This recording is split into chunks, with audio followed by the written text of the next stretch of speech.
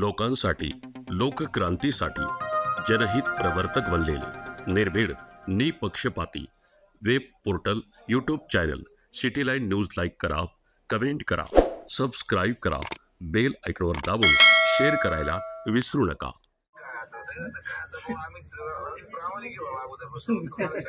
नाही पत्रकार घेतोय मला लाईव्ह चालू आहे दादा. पत्रकार घेताय तुमची बाईट.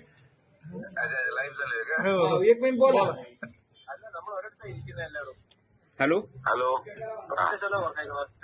आता हे साखळी विषयी काहीतरी थोडं बोला आता.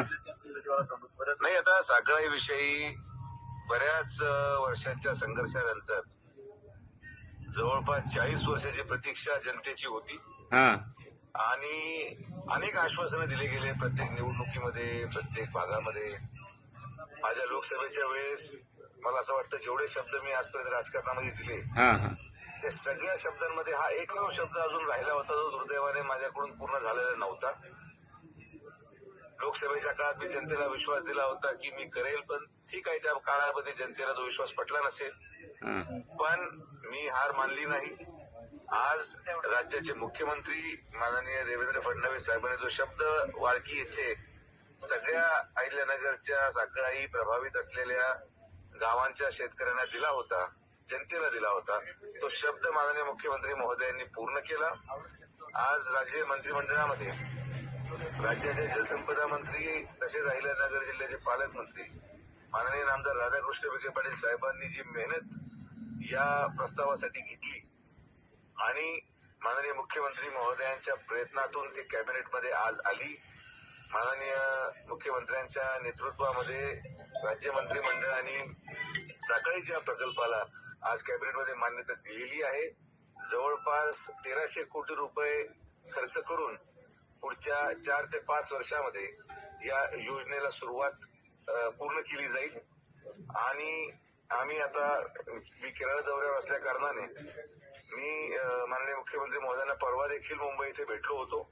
पालकमंत्री महोदय होते आणि आम्ही विनंती केली होती की साहेब हे कॅबिनेटमध्ये या 1 तारखेला आपण घ्यावं, आणि साहेबांनी तसंच आमच्या विनंतीला मान देत आज मान्यता दिल्याबद्दल मी राज्याचे मुख्यमंत्री तसेच दोन्ही उपमुख्यमंत्री व सर्व लोक ज्यांनी या साखळीसाठी संघर्ष केला, यामध्ये माझे नेते स्वर्गीय शिवाजीराव कर्डिले साहेब, ज्यांचं खरं तर स्वप्न होतं की योजना व्हावी आणि जर भूमिपूजन आम्ही दोघांनी मिळून ठरवलं होतं कसं नियोजन करायचं, पण का ती गोष्ट दुर्दैवाने घडू शकली नाही. पण कर्डिले साहेबांचं स्वप्न आज पूर्ण झालंय. माननीय बबनदादा पाचपुते साहेब यांनी प्रदीर्घ काळ या साखळीसाठी संघर्ष केला, त्यांचं स्वप्न पूर्ण झालंय.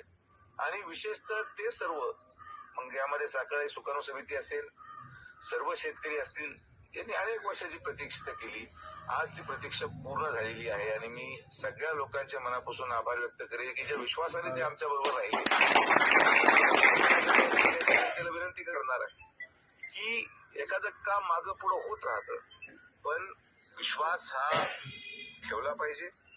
आज जो विश्वास आणि जे शब्द जेवढे मी दिले होते, आज माझे सगळे शब्द एक राजकीय प्रतिनिधी म्हणून पूर्ण झालेले आहे. जिल्ह्याप्रती मला विश्वास आहे की या कामाच्या माध्यमातून या सर्व 32 गावांना आणि यांच्या पुढच्या 50 वर्षाच्या भविष्याला एक दिशा देण्याचं काम माननीय मुख्यमंत्री महोदय आणि जलसंपदा मंत्री महोदय. मी परत एकदा सगळ्या पत्रकार बांधवांचे देखील, ज्यांनी सातत्याने या योजनेसाठी पाठपुरावा केला, आपल्या लिखाणातून, आपल्या वैचारिकतेतून या योजनेसाठी सातत्याने वस्तुस्थिती ही जनतेपुढे आणली, आणि पत्रकारांचा देखील फार मोठा वाटा या योजनेला पूर्ण होण्यामध्ये आहे.